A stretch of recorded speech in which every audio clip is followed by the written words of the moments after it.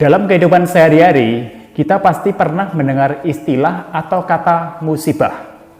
Musibah itu sendiri bisa kita definisikan sebagai suatu kejadian atau peristiwa yang bisa membuat seseorang jadi sedih atau bahkan bisa terpuruk.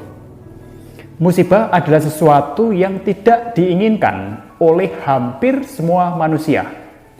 Karena musibah sudah pasti akan membawa banyak kerugian bagi umat manusia. Nah, jika kita lihat pada siapa musibah itu terjadi, musibah bisa kita bedakan menjadi dua golongan, yaitu yang pertama kita sebut sebagai ujian, dan yang kedua kita sebut sebagai asap.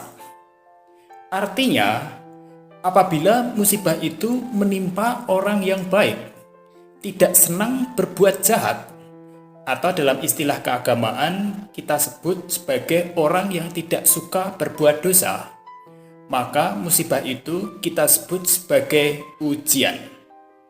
Namun sebaliknya, apabila musibah itu menimpa orang yang tidak baik, orang yang suka berbuat jahat, atau dalam istilah keagamaan kita sebut sebagai orang yang suka berbuat dosa, maka musibah itu kita sebut sebagai asap.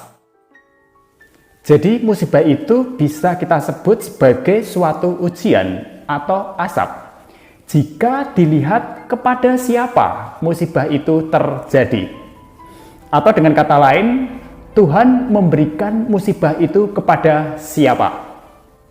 Oke, namun terlepas musibah itu termasuk dalam golongan ujian atau asap.